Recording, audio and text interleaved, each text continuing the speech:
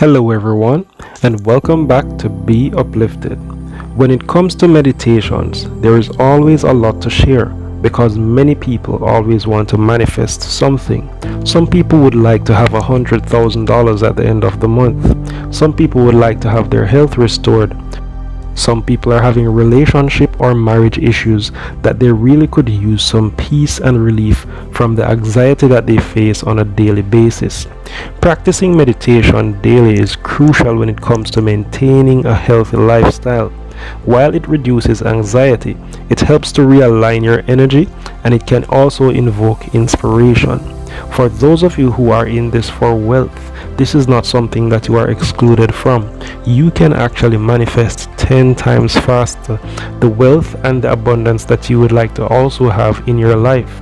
But there are certain things that you have to do before you meditate. Your mindset has to be right. Your thought process has to be right. Your energy and your vibration also have to align properly. When we don't meditate daily, it becomes easier to let negative emotions take over our lives and limit us from living our dream life. One of the key takeaways from Dr. Joe Dispenza is that we cannot let our emotions be dictated by our surroundings or the events that may happen to us.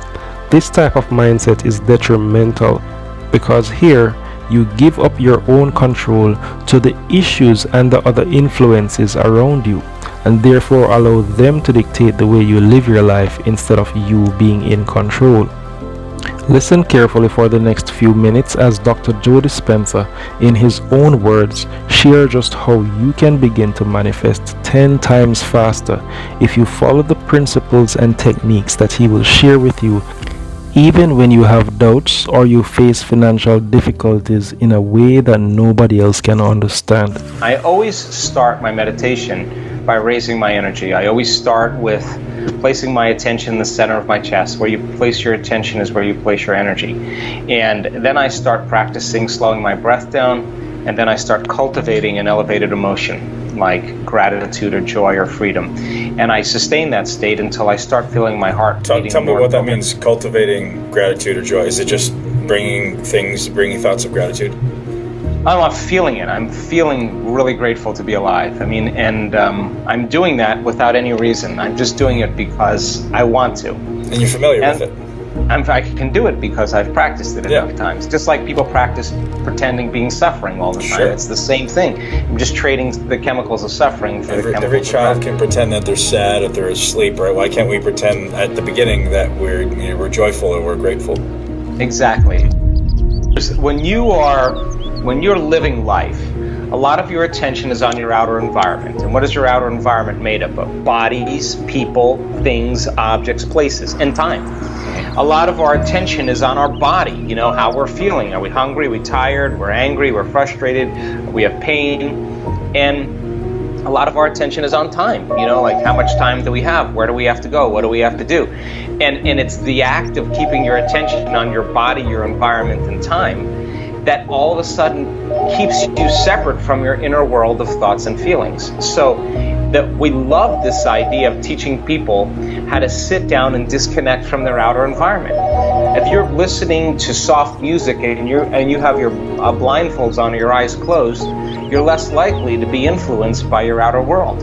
If you're sitting still and you're not getting up and moving and feeling and experiencing and tasting and smelling and eating, then less information is coming into you as well. And if you're not thinking about where you need to be tomorrow or what you have to do later or what happened yesterday, but you're in the present moment, meditation is the perfect way to make your inner world more real than your outer world. Now you can execute thoughts. Now you can drive your attention in a certain way. You can become aware while you're sitting there that you're sitting there and all of a sudden you're getting angry for no reason. Well, what's up with that?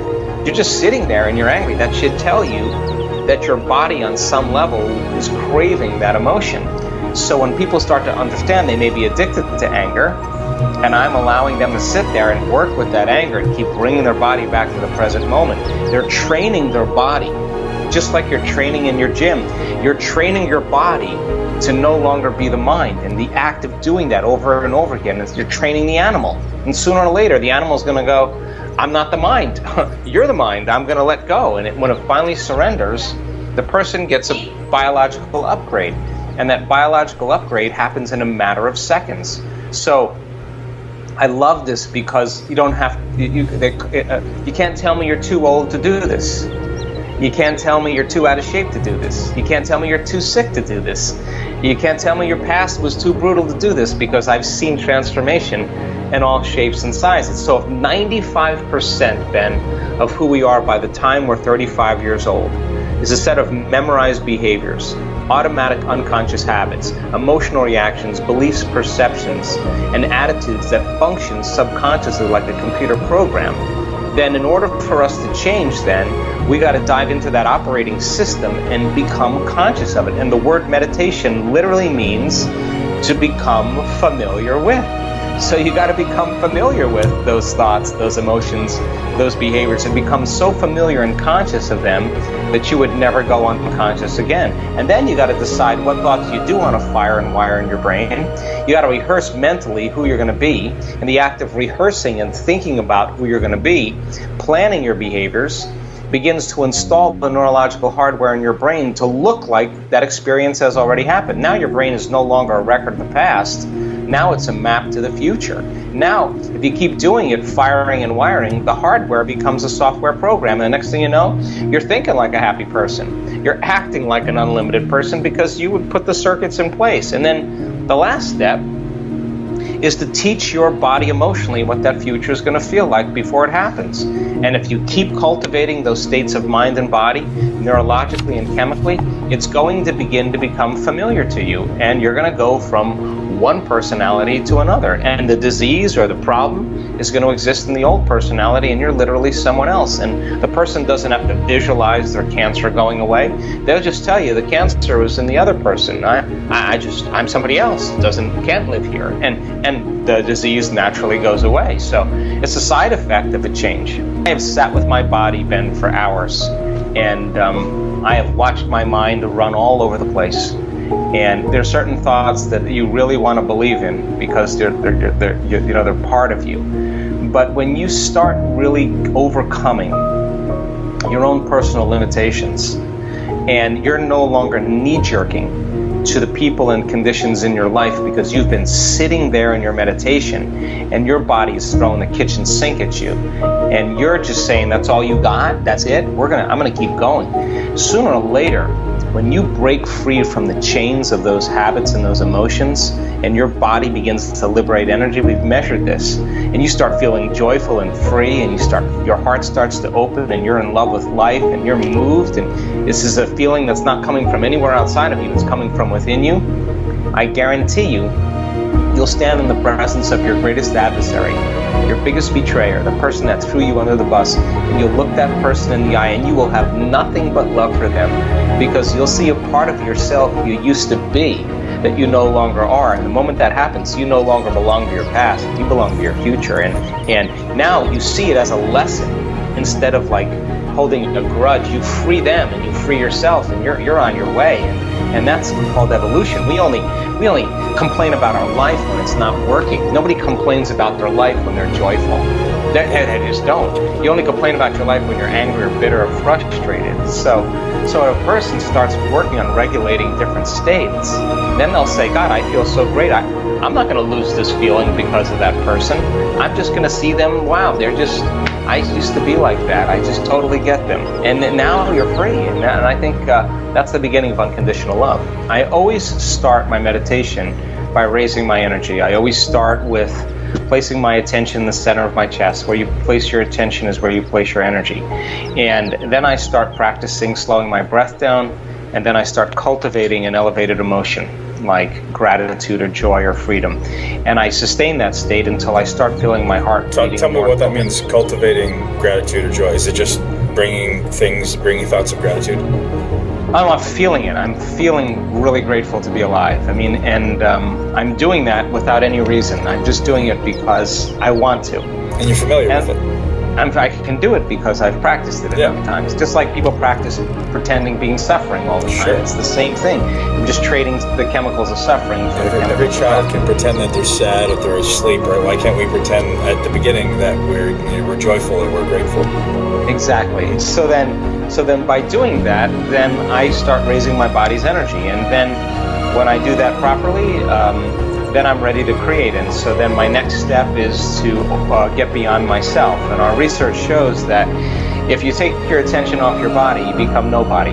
If you take your attention off people in your life, you become no one.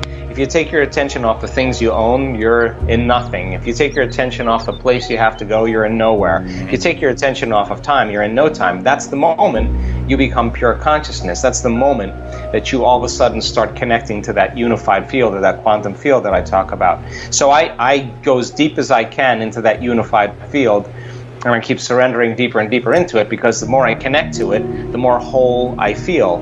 And now I'm in the place where all things manifest from. So then from there, it just depends on what I want. I may change my energy and tune into the potential of a mystical experience, or I may create a new opportunity. I don't know, whatever it is I'm working on, or just whatever I choose to do it. And then I sustain that for a period of time, and then I surrender it to a greater mind, and get up ready to have my day be unusual and different. There are certain, I challenge myself to deeper and deeper degrees. I mean, look, when you heal yourself, the next question is, can I heal another person? What else can I do? Yeah. And then yes, it's a great question. What else can I do? And so I think it's methodical. So I'm passionate about it. I do it quite a bit. I have created amazing things in my life. Some things people wouldn't even believe. But I'm not the only one. I mean, there's so many students in our work that got it down. So for me, there's not a whole lot of things that I want material. I mean, I've had a lot of material things, and it doesn't really change you. What I really want are those profound mystical moments that just your jaw drops and you just go, wow, I got this all wrong. Wow, I got to really rethink life again. And I love those moments because some conditioning tends to be removed, some veil tends to be taken away, and you get a clearer view of the spectrum of the way life is. Look, if you have a mystical experience, we must have the biological systems in place in order to have those. So I break down those biological systems, the different glands in the brain. But when that system switches on, you are going to have a full-on sensory experience that is going to seem more real than you and I talking, but you're not going to be using your senses to have it. In other words, your inner world is going to be so transcendently real that you're going to forget about this world that you're living in right now. And the pineal gland begins to release metabolites and neurotransmitters that fit into the same receptor sites as melatonin, but they're an upgraded version of melatonin. Dimethyltryptamine? Dimethyltryptamine is one of the five. Yeah. But is it five? Dimethyltryptamine is, there's five. So dimethyltryptamine creates the lucid visioning, right? But then melatonin is also an antioxidant, so you get two metabolites that are upgraded antioxidants that are way more powerful than melatonin: anti-cancer, anti-aging, anti-heart disease, anti-stroke, anti-neurodegenerative, anti-inflammatory, antimicrobial. You take melatonin, it already relaxes the body. Now you have a benzodiazepine, which is Valium. Now your survival centers in your body are totally tuned down, and you're completely relaxed and present. You take the molecule, you tweak it again, and the same chemical found in hibernating animals. It already helps you to sleep, but now it just suppresses all your drives, your sex drive, your appetite. It suppresses your preoccupation in the environment. Your body is now in stasis. So now your body is conserving energy, and it's completely in the present moment. You take the molecule, you tweak it again, and you have the same chemical found in electric eels. The nervous system becomes highly activated, filled with energy. So it's activating those systems that causes you to slip into a world that transcends our senses, that is very profoundly real, that you exist in right now. Another one of you exists right now that's a Ben, but a very different experience of yourself. So I love those mystical experiences, because when I have those, experience enriches the brain, and experience produces emotion. So after one of those events, it creates a long-term memory, and when you come back to your senses, now you have the circuits in place to perceive a broader spectrum of reality, because now your brain is wired to perceive what's always existed, but you didn't have the neurocircuitry in place to perceive it. So whether it's an out-of-body experience, whether it's an interdimensional experience, whether it's a lucid, very profound moment where you're connecting to your soul. I mean, it's just, it goes on and on and on, and you only need to taste of one of those, and you're not so interested in Justin Bieber or Donald Trump. You know, you might be interested in just something else.